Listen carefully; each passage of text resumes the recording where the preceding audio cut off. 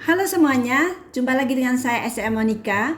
Dalam acara Bincang-Bincang Santai kali ini, saya akan mengambil tema bagaimana seharusnya menjadi seorang pemimpin yang hebat dan sukses, khususnya di bisnis MLM ini. Ternyata punya prestasi seabrek dan juga segudang kemampuan skill saja tidak cukup untuk seseorang disebut sebagai pemimpin sejati di bisnis ini. Bahkan kejujuran dan loyalitas saja tidak cukup. Butuh sesuatu yang lebih dari sekedar sikap yang baik dan juga integritas. Banyak leader-leader di luar sana yang jatuh bukan karena kinerjanya, tetapi karena karakter kepemimpinannya. Lalu apa yang membuat seseorang bisa menjadi pemimpin yang sukses dan hebat? Nah, jawabannya dalam uraian saya berikut ini. Ya, jadi ada 5 karakter kepemimpinan.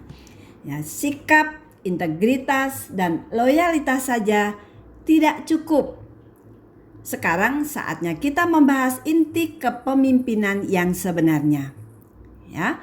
Untuk menjadi pemimpin tidak cukup hanya sikap, integritas, dan loyalitas saja. Bahkan kinerja individu yang hebat tidak serta-merta menjadikan kita menjadi seorang pemimpin. Seorang pemimpin membutuhkan lebih dari itu. Bayangkan gunung es yang 10% bagian puncaknya terlihat di permukaan air dan 90%-nya di dalam air. Yang di atas permukaan air itu adalah keterampilan memimpin seperti tindakan, people skill, kinerja hebat, dan lain-lain. Tetapi ini hanya 10% saja. Yang bagian terpenting, yang bagian yang di bawah permukaan air, yang jumlahnya 90% jauh lebih menentukan. Bagian itu tidak terlihat, tetapi itu bagian yang membuat seseorang menjadi pemimpin sejati. Apakah itu? Itu adalah karakter kepemimpinan. Inilah yang membuat seorang pemimpin berbeda. Seringkali ada seseorang yang prestasi individunya membuat orang terpukau. People skill-nya membuat orang lain terkesan, tetapi dia bukanlah seorang pemimpin. Jelas, dia orang yang disukai karena pintar menjalin hubungan, tetapi dia bukanlah seorang leader sejati. Orang kagum dengan prestasi individunya, misalnya dia selalu mencapai target-targetnya, dia sering meraih penghargaan, tetapi itu tidaklah cukup untuk dia disebut sebagai seorang pemimpin. Mengapa? Karena prestasi individu dan people skill saja tidaklah cukup untuk menjadi seorang pemimpin. Bahkan kejujuran dan loyalitas pun tidak cukup. Seorang pemimpin itu memiliki sesuatu yang berbeda. Yang membuat seorang pemimpin berbeda adalah karakter kepemimpinannya.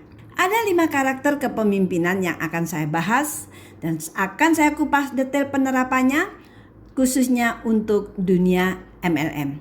Oke, mari kita bersiap. Saya ulas sedikit lagi ya, keterampilan, kinerja hebat, people skill, sikap, integritas, loyalitas tidaklah cukup untuk membuat seseorang menjadi seorang pemimpin. Dibutuhkan lebih dari itu. Pikir saja, ini masuk akal. Bukankah semua orang, baik pemimpin maupun bukan, harus mempunyai sikap yang baik dan berintegritas? Asisten rumah tangga saja, kita haruskan mempunyai sikap yang baik dan integritas. Betul tidak? Tetapi, sekali lagi, sikap dan integritas saja tidak cukup membuat seseorang menjadi pemimpin. Pemimpin itu berbeda. Butuh sesuatu yang lebih dari sekedar sikap yang baik dan integritas. Max Miller dalam bukunya menjabarkan itu sebagai 5 karakter kepemimpinan yang menjadi penggerak semua tindakan kepemimpinan. Banyak pemimpin jatuh bukan karena kinerja, tetapi karena karakter kepemimpinannya. Jadi, Untuk menjadi seorang pemimpin, kita harus mengembangkan kelima karakter kepemimpinan itu. Kelima karakter kepemimpinan itu bukan hanya sekedar teori, tetapi sesuatu yang praktis. Jika kita sengaja mempraktekannya, tingkat kepemimpinan kita akan naik. Nah, di bisnis MLM, jika leadership naik, maka penghasilannya pun juga naik. Wow, sekarang semua orang bisa belajar menjadi pemimpin asalkan tulus dan bersungguh-sungguh mempraktekkan 5 karakter kepemimpinan berikut ini. Karena kepemimpinan bersumber dari hati. Apa saja kelima karakter kepemimpinan itu? Saya akan mengajak Anda untuk membahas satu per satu. Nah, ini dia 5 karakter kepemimpinan itu, ya. Yang pertama adalah karakter kepemimpinan yang pertama adalah mengutamakan orang lain. Fokus seorang pemimpin adalah melayani orang lain dan bukan dilayani. Para pemimpin tradisional sebagian besar pemimpin politik justru bersikap sebaliknya. Mereka menuntut untuk dilayani, bukan melayani orang lain. Fokus mereka adalah diri sendiri. Sebaliknya, pemimpin yang benar itu fokus membantu orang lain meraih kesuksesan. Karakter kepemimpinan ini sangat cocok di bisnis MLM, ya, karena di bisnis MLM kita memang harus membantu orang lain untuk sukses terlebih dahulu agar kita dapat meraih kesuksesan pribadi. Karena itu, pikirkan lebih tulus bagaimana kita membantu downline kita untuk meraih kesuksesan. Jika kita mengutamakan orang lain, kita akan menghormati dan mendahulukan kepentingan orang lain. Tindakan demikian akan menambah karisma kita di mata orang lain. Praktekkan saja dan Anda akan terkesima dengan hasilnya. Kepedulian tulus yang bersumber dari hati akan membuat Anda disukai dan direspek sebagai seorang pemimpin yang peduli. Coba pikirkan, bagaimana Anda mengutamakan orang lain dalam kegiatan bisnis MLM? Bagaimana saat Anda berinteraksi dengan upline? Bagaimana pula cara Anda mengutamakan downline? Ada banyak kesempatan bagi kita untuk mempraktekkan ini. Kita harus menghilangkan ego sebisa mungkin. Orang yang egonya terlalu tinggi biasanya gampang tersinggung, gampang marah. Jika diperlakukan tidak baik, dia langsung meledak marahnya. Apakah Anda orang yang gampang tersinggung? Jika masih gampang tersinggung, berarti kita masih fokus pada diri sendiri dan bukan fokus pada orang lain. Pemimpin yang baik tidak gampang tersinggung. Karena jika kita gampang tersinggung, berarti kita mengutamakan diri sendiri dan bukan orang lain. Ciri-ciri pemimpin yang mengutamakan orang lain adalah tidak suka menyombongkan diri. Mereka tidak berusaha untuk terlihat hebat. Sebaliknya, berusaha membuat orang lain yang terlihat hebat. Selalu mencari jalan agar orang lain merasa nyaman dan percaya diri. Dalam berkomunikasi, pemimpin yang mengutamakan orang lain sering menggunakan nama orang lain, ya. Jadi bukan namanya sendiri. Contohnya seperti ini. Saya senang melihat Kak Nurdin dan istrinya selalu hadir tepat waktu. Kak Nurdin selalu memberi contoh yang positif mengenai pentingnya disiplin. Nah, bandingkan dengan kalimat berikut ini. Setiap pertemuan saya hadir tepat waktu. Orang-orang lain suka memuji saya karena saya selalu hadir on time. Saya orang yang terkenal disiplin. Nah, seringlah menggunakan kata ganti orang ketiga. Pujilah orang lain dan bukan menonjolkan diri sendiri. Jika seorang pemimpin hadir di tengah-tengah tim yang dipimpinnya, Semua akan merasa senang dan bersemangat. Ingat ya, bukan malah ketakutan dan juga tertekan. Pemimpin yang baik tidak gampang tersinggung, tidak sombong, pengertian, dan suka melayani. Bukankah menyenangkan berada bersama pemimpin seperti ini? Dalam setiap kesempatan, pikirkan bagaimana Anda bisa melayani atau membantu orang lain. Misalnya di pertemuan, jika melihat whiteboard yang kotor, apakah Anda berinisiatif untuk membersihkan? Jika sound system ada masalah, apakah Anda tanggap dan kemudian atau hanya duduk diam saja? Apakah Anda bersedia jika diminta membantu acara pertemuan misalnya? Atau justru Anda berinisiatif untuk menawarkan bantuan? Ketika Anda membuat janji bertemu dengan rekan bisnis Anda mengenai pilihan tempat atau jadwal waktunya, pertimbangan siapa yang lebih Anda utamakan? Apakah Anda hanya mau mempermudah diri sendiri atau mempermudah orang lain? Mengutamakan orang lain memang menuntut sikap rela berkorban dari diri kita. Ya, pemimpin yang baik harus rela berkorban untuk membantu orang lain. Memang sukses is not free, oke? Kesuksesan Anda tidak gratis. Ada yang harus dibayar, ya. Kesuksesan Anda tidak gratis. Ada yang harus dibayar atau harus dikorbankan. Tetapi hasilnya sangat sepadan, jauh melebihi ekspektasi. Karakter kepemimpinan yang kedua adalah mengharapkan yang terbaik. Kata lain dari mengharapkan yang terbaik adalah optimis. Pemimpin harus selalu bersikap optimis, bukan menebar pesimisme atau sikap negatif. Dunia pada dasarnya sudah kehilangan harapan. Jika Anda menonton berita, sebagian besar adalah berita negatif, seperti bencana, kriminal, korban pandemi COVID-19, kemudian ekonomi yang lesu, masa depan suram, dan sebagainya. Sedikit sekali berita yang memberikan harapan yang positif. Karena itu seorang pemimpin harus tampil berbeda. Orang-orang hanya mau mengikuti pemimpin dengan visi yang cemerlang.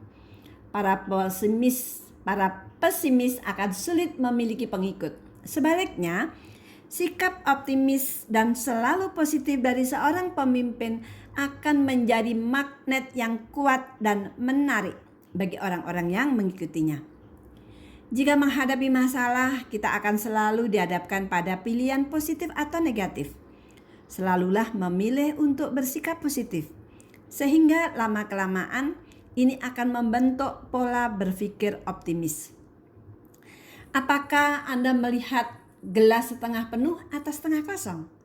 Gelas itu selalu benar-benar penuh, setengah terisi udara dan setengahnya terisi air. Kita adalah pemilik pola pikir kita sendiri, jangan diatur oleh keadaan.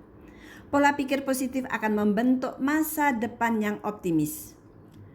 Masa depan belum dituliskan, itu yang akan dituliskan oleh para pemimpin. Apalagi di dunia MLM, sikap optimis adalah keharusan.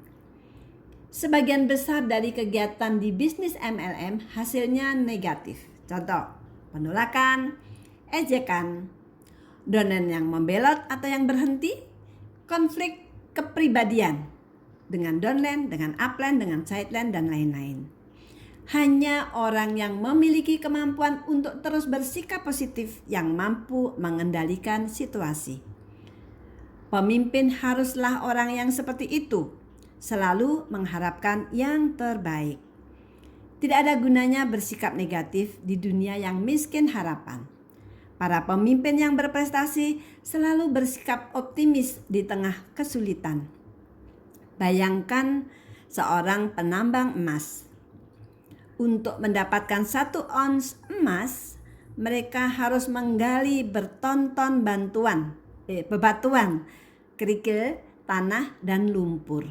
Tetapi penambang tetap optimis karena fokus dengan emas, bukan sampahnya. Contoh paling mendasar di bisnis MLM yaitu ketika kita melakukan presentasi. Berapa persen orang yang akan join? Menurut angka rata-rata bisnis MLM dan sesuai dengan hukum Pareto, hanya sekitar 20% orang yang akan join. Artinya 80%-nya akan menolak. Ketika kita mau melakukan presentasi, bagaimanakah sikap dan harapan kita? Apakah kita akan berpikir, sepertinya dia tidak akan tertarik?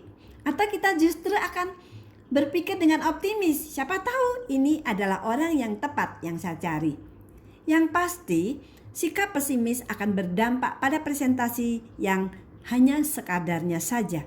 Sebaliknya, sikap optimis akan membantu kita untuk bersemangat ketika kita melakukan presentasi dan semangat itu akan menular. Sejauh ini kita sudah membahas 2 dari 5 karakter kepemimpinan, yaitu mengutamakan orang lain dan mengharapkan yang terbaik. Pikirkanlah bagaimana Anda bisa menerapkan kedua karakter ini lebih jauh dalam berbagai bidang kehidupan Anda, terutama di bisnis MLM yang sedang kita tekuni saat ini. Kita akan lanjutkan lagi dengan ketiga karakter yang lainnya. Oke? Nah, karakter kepemimpinan yang ketiga adalah berani bertindak. Mengapa ini penting? Salah satu hal penting yang dikagumi dari seorang pemimpin adalah berprestasi. Pemimpin bisa berprestasi karena mereka berani bertindak, bukan diam dan menunggu. Ide hebat yang didiamkan tidak akan menghasilkan apa-apa. Pemimpin harus bertindak, harus action, dan tindakan menuntut keberanian. Karena setiap tindakan selalu ada resiko. Tetapi diam pun ada resiko, bukan? Pemimpin hebat mempunyai ide dan mereka bertindak, berinisiatif, dan tidak menunggu. Sebenarnya para pemimpin terkadang menunggu. Pemilihan waktu yang tepat juga penting. Pemimpin tidak boleh terlalu reaktif. Bertindak terburu-buru tanpa mengetahui permasalahan secara mendalam, terutama dalam berkata-kata. Hindari terlalu ceplas-ceplos dan marah tak terkendali. Ingatlah, kata-kata yang sudah terlanjur keluar tidak bisa ditarik kembali. Nah, seringkali itu sudah akan melukai dan sulit untuk disembuhkan. Mereka yang mempunyai tipe kepribadian koleris terutama harus ekstra hati-hati agar tidak terburu-buru dalam bertindak. Bersabar dan mempelajari masalah secara mendalam untuk mendapatkan sisi yang objektif sehingga tidak emosional dalam tindakan. Pemimpin harus cepat bertindak namun tidak gegabah. Kadangkala menunggu adalah tindakan yang tepat, namun mereka yang bukan pemimpin akan menunggu selamanya. Itulah bedanya. Oke. Bertindak selalu ada risiko, tetapi diam pun beresiko. Ketika pemimpin melihat masalah muncul, mereka akan cepat bertindak. Tetapi masalah demi masalah yang tidak diselesaikan akan terakumulasi menjadi sebuah problem yang fatal. Kadang masalah yang didiamkan kelihatan seolah tidak ada kerugiannya jika menunggu kelamaan. Seringkali sudah terlambat ketika kita bertindak. Karena itu, bertindaklah untuk mengatasi masalah.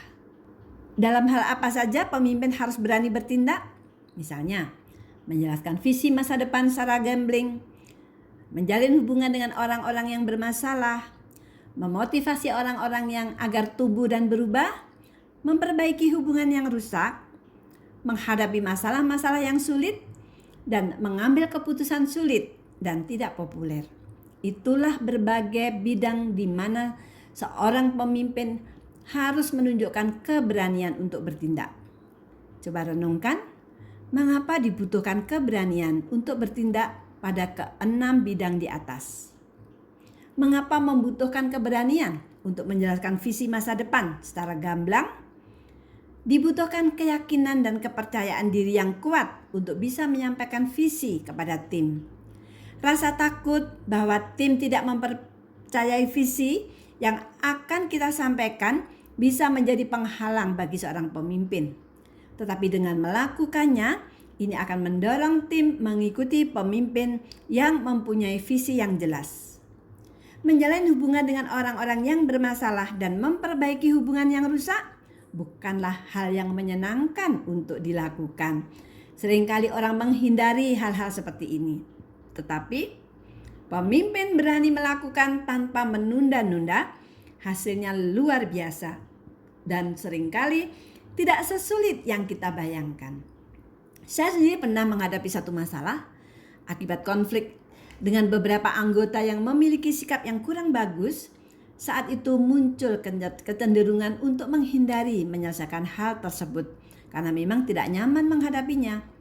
Tetapi setelah menunda sekian lama, saya perhatikan masalah justru membesar dan berpotensi menimbulkan kerugian yang lebih luas. Akhirnya saya memaksakan diri untuk bertemu dengan anggota tim yang bermasalah itu. Ternyata setelah duduk bersama dengan pikiran dingin dan bersama-sama mencari solusi terbaik, hasilnya di luar dugaan. Problem bisa diselesaikan dengan baik. Jadi, pelajaran yang saya petik, pemimpin harus berani bertindak, menjalin hubungan dengan orang-orang yang bermasalah, dan menghadapi masalah-masalah sulit. Masalah bukan untuk dihindari, tetapi untuk dihadapi dan diselesaikan. Itulah yang dilakukan para pemimpin. Bagaimana mengembangkan kemampuan bertindak? Dengan terus berlatih mengambil keputusan dan bertindak. Jangan menunda apapun yang harus dilakukan. Ketika terpikir suatu ide, carilah forum untuk membicarakannya. Carilah bagaimana cara menerapkan ide tersebut. Jangan menunda ketika bertemu dengan seseorang untuk pertama kalinya. Perkenalkan diri Anda. Ajukan pertanyaan untuk memulai percakapan. Ketika menghadapi masalah, tawarkan solusi. Ketika melihat orang lain yang membutuhkan bantuan, tawarkan diri kita untuk membantu. Sekali lagi, jangan menunda. Tunjukkan inisiatif, jangan pasif. Setiap tindakan yang kita ambil, besar atau kecil, membutuhkan keberanian dengan kadar tertentu. Teruslah berlatih untuk cepat bertindak dan mengambil keputusan. Kadangkala keputusan yang kita ambil keliru, tetapi teruslah berlatih untuk mengambil keputusan yang terbaik. Mengambil keputusan dan bertindak secara tepat adalah keterampilan penting yang harus dimiliki oleh seorang leader yang hebat. Apa yang membantu kita untuk mengambil keputusan yang tepat? Ini akan membawa kita kepada karakter kepemimpinan yang berikutnya, yaitu yang keempat, yaitu hasrat untuk belajar. Seperti yang saya sampaikan sebelumnya, karakter kepemimpinan yang keempat akan membantu setiap pemimpin untuk mengambil keputusan dan tindakan yang tepat. Karakter tersebut adalah hasrat untuk belajar. Tetapi bukan hanya sekedar belajar menjadi pintar atau menambah pengetahuan saja. Tapi tujuan belajar adalah untuk menjadi bijaksana, wisdom, ya. Bukan sekedar berpengetahuan atau pintar, tetapi untuk menggunakan pengetahuan yang dimiliki secara benar dan bermanfaat. Kata lain dari bijaksana adalah berhikmat. Hanya orang-orang yang bijaksana atau berhikmat saja yang bisa mengambil keputusan yang terbaik. Karena itu tujuan kita belajar adalah lebih dalam dari sekedar pintar, tetapi harus mampu menggunakan pengetahuan secara benar, terutama membantu kita untuk mengambil keputusan yang terbaik. Oleh karena itu, para pemimpin harus mengembangkan hasrat untuk belajar secara terus-menerus. Hasrat ini tidak pernah terpuaskan, tidak pernah tamat. Pemimpin yang berhenti belajar adalah pemimpin yang berhenti bertumbuh. Hasrat untuk belajar berhubungan dengan hukum katup dari kepemimpinan yang diajarkan oleh John Maxwell. Hukum itu mengatakan, katup kepemimpinan menentukan efektivitas dalam memimpin. Jika katup atau tingkat kepemimpinan kita nilainya hanya 5, maka efektivitas kita akan di bawah nilai 5. Itulah sebabnya ada banyak contoh orang-orang yang sudah bekerja keras di MLM, tetapi karena tidak diikuti dengan pengembangan diri untuk menaikkan katupnya, bisnisnya tidak akan berkembang sesuai yang diharapkan. Naikkan katup kepemimpinan terlebih dahulu, Barulah bisnis kita akan berkembang kemudian. Bagaimana cara menaikkan katup kepemimpinan? Terus belajar dan mempraktekkan apa yang kita pelajari. Kita bisa belajar melalui banyak cara. Antara lain, membaca buku, menghadiri seminar-seminar dan pelatihan, mendengarkan atau menonton audio atau video ya seperti yang sekarang ini ya Anda tonton ya, ini namanya belajar juga ya. Kemudian konsultasi dengan mentor atau upline ya. Kemudian belajar dan meminta nasihat kepada orang-orang yang berpengalaman. Oke. Agar seseorang pemimpin bisa mengembangkan hasrat untuk terus belajar, pupuklah kerendahan di hati dan jangan bersikap sudah matang atau sudah tahu semuanya. Tetaplah merasa hijau agar kita mau merendahkan hati dan terus berhasrat untuk belajar. Masih tentang hasrat untuk belajar. Buku terbaru dari John C. Maxwell yang berjudul Leadership ya mengingatkan para pemimpin untuk tanggap terhadap perubahan yang begitu cepat terjadi di era digital atau marketing 4.0. Pemimpin yang terlalu kaku untuk beradaptasi terhadap perubahan tidak akan bertahan. Di era digital di mana terjadi pergeseran atau shifting di berbagai bidang, para pemimpin harus memiliki pola pikir yang terbuka, fleksibel, dan terus belajar. Oke? Saat ini di berbagai perusahaan terjadi gap yang besar antara pemimpin Gen X yang kelahiran tahun 65 sampai 79 dengan generasi milenial yang energik, kreatif, dan peduli terhadap teknologi. Karena itu, kemampuan untuk bersinergi dengan kelompok milenial adalah suatu tantangan yang menarik untuk dikembangkan. Beberapa perusahaan MLM melakukan penyesuaian dalam platform bisnisnya untuk beradaptasi terhadap aktivitas generasi milenial yang berbasis digital. Ya, kita rasakan juga kan bagaimana di bisnis MLM kita di Avail itu juga melakukan adaptasi yang luar biasa di bidang digital ini ya. Beberapa pendekatan baru diajarkan dalam kelas-kelas pelatihan. Ya, seperti kemarin kan kita mendapatkan pembelajaran dari Mr. Jerry tentang digital marketing. Nah, itu contohnya seperti itu. Oke? Agar distributor bisa lebih terkoneksi dengan kelompok milenial. Dan yang paling penting adalah tersedianya alat marketing versi digital yang bisa membantu mempermudah para pemimpin untuk terkoneksi dengan target pasar. Intinya, hasrat untuk belajar identik dengan hasrat untuk berubah. Tanggap terhadap perubahan berarti kerelaan untuk keluar dari zona nyaman. Memang tidak enak, tetapi harus dilakukan agar kita menang dalam persaingan. Kita sudah terlalu sering diingatkan untuk hal ini, bukan? Apakah Anda segera melompat dan bertindak atau terus berkubang dalam kenyamanan dan menunggu saatnya terkubur? Oke? Nah, karakter yang terakhir adalah karakter yang kelima, yaitu memikul tanggung jawab. Ini berkaitan dengan rasa memiliki. Rasa memiliki adalah kerelaan memikul tanggung jawab atas semua tindakannya, serta tindakan orang-orang yang dipimpinnya. Ini adalah pondasi keberhasilan seseorang di dalam bisnis MLM. Saya sering menyinggung ini di materi-materi sebelumnya kepada para pemula ya. Mengingatkan kepada mereka bahwa bisnis MLM yang mereka jalankan ini adalah bisnis mereka sendiri, bukan bisnisnya upline atau bukan bisnisnya downline. Karena itu harus ada rasa memiliki. Oke? Rasa memiliki melahirkan rasa tanggung jawab. Tanggung jawab membantu mereka memahami bahwa sukses tidaknya mereka tergantung atau bergantung terutama pada diri mereka sendiri. Dengan demikian, mereka tidak akan menyalahkan orang lain atau keadaan untuk setiap masalah yang mereka hadapi. Para pemimpin tidak akan menyalahkan orang lain.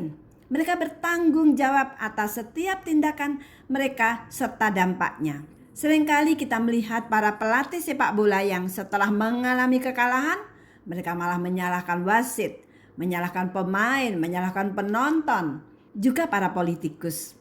yang tidak menerima kekalahan dalam pemilu misalnya, dan menyalahkan semua hal kecuali diri mereka sendiri. Mereka yang suka mencari kambing hitam bukan pemimpin sejati. Pemimpin sejati memikul tanggung jawab. Namun, bagaimana jika seorang pemimpin mencapai prestasi tertentu? Mereka tidak mabuk pujian untuk diri sendiri, melainkan memberikan pujian untuk semua anggota tim yang berjuang bersama mereka. Ya, pemimpin sejati memuji pencapaian anggota tim, komitmen, dan bercermin. Pemimpin yang memikul tanggung jawab akan lebih berkomitmen dalam menjalankan tugasnya, karena mereka tidak akan bersembunyi di belakang kambing hitam. Mereka tidak akan menyalahkan keadaan ataupun orang lain jika mengalami kegagalan. Karena itu, mereka akan lebih bersungguh-sungguh dalam menjalankan setiap tugas dengan penuh tanggung jawab. Jika komitmen meningkat, kerja keras akan maksimal dan hasilnya pasti lebih baik. Segala sesuatu yang baik dimulai dari komitmen yang tinggi. Maka, pikulah tanggung jawab. Pemimpin yang berkomitmen tinggi akan menarik para pemimpin lain. Komitmen tinggi akan menghasilkan energi yang lebih tinggi. High energy wine. Begitulah ujar Harry Eker, penulis buku The Secret of the Millionaire Mind. Siapa yang memiliki energi lebih tinggi, dia akan menang. Ini juga akan menjawab pertanyaan menarik, mengapa para gadis muda lebih tertarik kepada bad boy daripada pemuda berpenampilan sopan dan kutu buku? Bukan karena bad boy memiliki masa depan yang lebih menjanjikan. Jelas bukan karena itu. Jadi mengapa para gadis lebih terpikat dengan bad boy? Karena seorang bad boy memancarkan energi yang lebih tinggi. Energi menjadi daya pikat. Oleh karena itu, pemimpin harus lebih berkomitmen, karena komitmen yang lahir dan ditanggung jawab akan meningkatkan energi seseorang. Manfaat lain jika seorang pemimpin memikul tanggung jawab adalah bisa belajar dari kesalahan untuk menjadi lebih baik. Pemimpin yang bertanggung jawab akan bercermin bagaimana kita mendapat manfaat dari setiap kegagalan. Pemimpin yang bertanggung jawab akan bercermin. Bercermin artinya jika kita menghadapi kegagalan, maka ajukan pertanyaan berikut ini. Apakah kesalahan saya? Apa yang tidak saya lakukan? Bagaimana ke depannya supaya lebih baik? Nah, dengan bercermin, kita akan memperbaiki setiap kesalahan dan belajar untuk menjadi lebih baik lagi. Oke, thank you and I love you.